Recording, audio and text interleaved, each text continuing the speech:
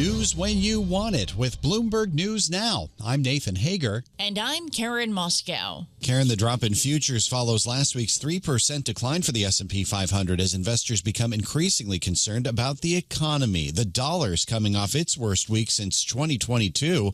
President Trump says the economy faces a period of transition. He is deflecting concerns about the risks of a slowdown as his early focus on tariffs and federal job cuts causes market turmoil. The president was asked about recession possibility on Fox News. I hate to predict things like that.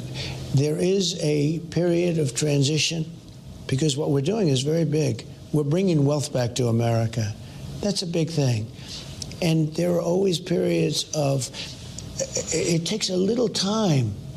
It takes a little time. President Trump's latest comments come after Fed Chair Jerome Powell acknowledged increasing uncertainty on Friday, though he also said the economy remains in a good place.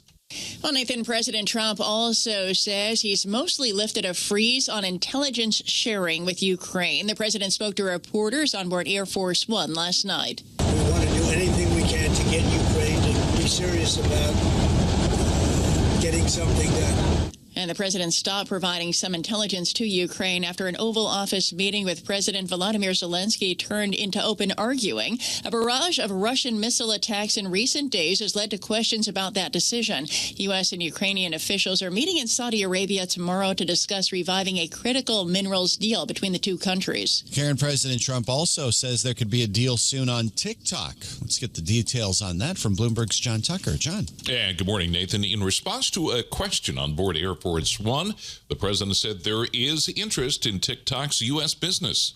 There could be. We're dealing with 4 different groups, and a lot of people want it, and it's up to me. So there could be. He didn't specify the 4 contenders for the business or indicated which way he was leaning, instead saying all 4 are good. The public bidders to date include a group led by billionaire Frank McCourt. TikTok, which is owned by China's ByteDance, faces a deadline of April 5th to strike a deal for its U.S. operations or be banned from the country under a law passed during the Biden administration. TikTok U.S. was estimated to be worth as much as $50 billion. ByteDance has not indicated any interest in selling off its U.S. operations. In New York, I'm John Tucker, Bloomberg Radio. All right, John, thank you. Well, looking north, Mark Carney has won the race to become Canada's next prime minister. The former Bank of Canada and Bank of England governor will take over from Justin Trudeau after winning the contest to lead the country's Liberal Party with nearly 86% of the vote.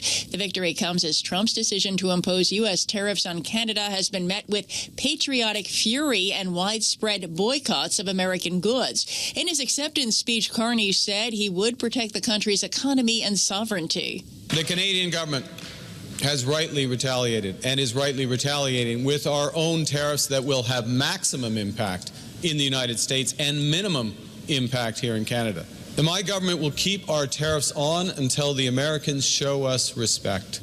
The transfer of power to Carney from Justin Trudeau is expected to take place within days, and it's possible he will call a national election soon after. Back here in U.S. politics, Karen, House Republicans have introduced a spending bill that would keep the government running through September 30th and avoid a shutdown at the end of this week. President Trump is warning the GOP to allow no dissent so the bill can pass without Democratic votes. But Pennsylvania Republican Congressman Brian Fitzpatrick says he's not sure if he's a yes on this continuing resolution or CR. We want 2-party solutions, including on the CR, so it remains to be seen whether the votes are there or not. Republican Brian Fitzpatrick chairs the House Problem Solvers Caucus with New York Democrat Tom Suozzi. He says the bill would need 60 votes to pass in the Senate. Wouldn't it be better if we all just worked together to try and find common ground? The idea of a full-year continuing resolution is not the normal process. Congressman Suozzi and Fitzpatrick both appeared on CBS's Face the Nation, heard Sundays on Bloomberg Radio. We've also just heard from Secretary of State Marco Rubio. He says 83% of programs at the U.S. Agency for International Development are being officially canceled. In a post on X this morning, Rubio says the remaining 18% of USAID will be managed by the State Department. Well, Nathan, we're looking at markets now, and Wall Street hears from a couple of big tech names this week. We get a preview with Bloomberg's Charlie Pellet.